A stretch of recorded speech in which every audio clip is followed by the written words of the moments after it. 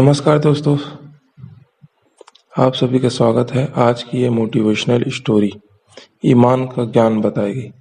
तो चलिए शुरू करते हैं। काफी समय पहले की बात है। प्रतापगढ़ नामक एक राज्य था। वहाँ का राजा बहुत अच्छा था, मगर राजा को एक सुख नहीं था। हुआ यह कि उसके कोई भी संतान नहीं थी और वह चाहता था कि अब वह राज्य के अंदर किसी योग्य बच्चे को गोद ले, ताकि वह उसका उत्तराधिकारी बन सके और आगे की बागडोर को सुचारू रूप से चला सके। और इसी को देखते हुए राजा ने राज्य में घोषणा करवा दी कि सभी बच्चे राजमहल में एकत्रित हो जाएं।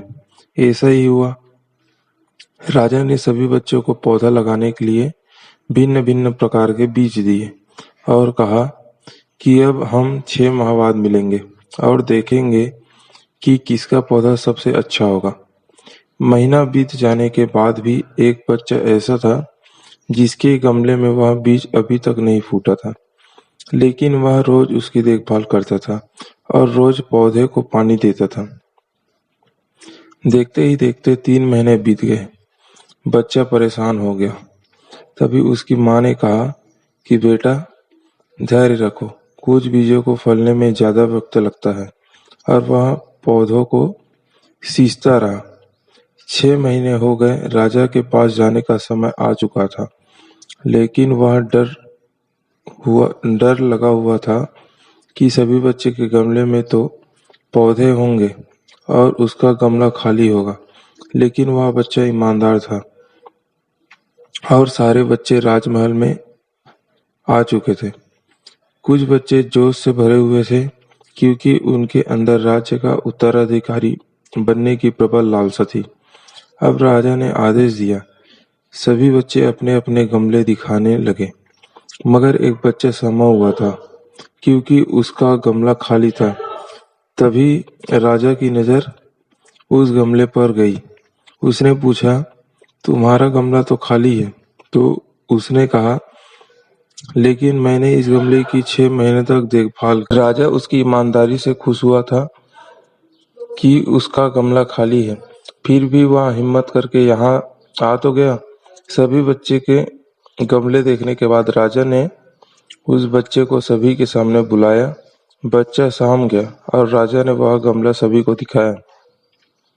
सभी बच्चे जोर से हंसने लगे। राजा ने कहा, शांत हो जाइए, इसमें इतने खुश मत होइए। आप सभी के पास जो पौधे हैं वे सब बंजर है। आप चाहे कितनी भी मेहनत कर लें, उनसे कुछ नहीं निकलेगा। लेकिन असली बीज यही था। राजा उसकी ईमानदारी से बेहद खुश हुआ और उस बच्चे को राज्य का उत्तराधिकारी बना दिया गया। लेकिन हमें इस कहानी से क्या सीखने को मिला? मेरे हिसाब से अपने अंदर ईमानदारी का होना बहुत जरूरी है। अगर हम खुद के साथ ईमानदार हैं तो जीवन के किसी न किसी पड़ाव में सफल हो ही जाएंगे, क्योंकि हमारी औकात हमें ही पता होती है। हम खुद को पागल बनाकर खुद का ही नुकसान करते हैं।